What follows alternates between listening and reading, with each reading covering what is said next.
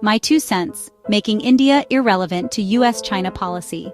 Recently, former U.S. National Security Advisor John Bolton criticized Donald Trump's decision to impose tariffs on India for buying Russian oil. He called it an unforced error, since China was spared for the same behavior. Bolton was right about inconsistency, but what he missed is the larger truth. India itself is the problem.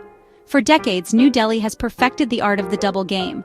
On one hand, India demands access to Western markets, seeks free trade deals with Europe, and relies heavily on U.S. technology and diplomacy. On the other hand, it deepens arms and energy ties with Russia, and is now preparing for a high-profile Modi-Xi meeting in Beijing. That is not strategic partnership. That is pure opportunism. History shows this pattern clearly. During the Doklam standoff with China in 2017, India projected itself as a victim of aggression to gain Western sympathy, but never truly challenged Beijing. Today, the tactic continues. India positions itself as a defender of democracy while practicing hard-edged non-alignment. It postures as a leader in the Indo-Pacific, yet refuses to make binding security commitments. The uncomfortable truth is that, if ever forced to choose, India's record suggests it will lean toward Moscow and Beijing. Its dependence on discounted Russian energy, its refusal to sanction Vladimir Putin, and its reluctance to confront Chinese border incursions all expose where its instincts truly lie. Betting on India as a cornerstone of America's Asia strategy was always a miscalculation. The conclusion should now be clear. Washington must stop inflating India's role.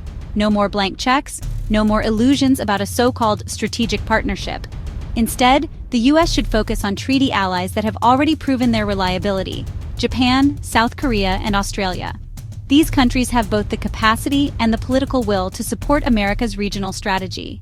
At the same time, real deterrence against China requires building resilient supply chains that reduce dependence on both Beijing and Delhi. Southeast Asia and Mexico offer more dependable alternatives for manufacturing and trade diversification. By spreading out risk, Washington can strengthen its position without being hostage to India's double game. John Bolton was correct to call out the tariff mistake, but he overlooked the deeper error, clinging to the myth of India as a reliable partner. That myth is dangerous. It blinds Washington to India's opportunism and risks creating another long-term rival.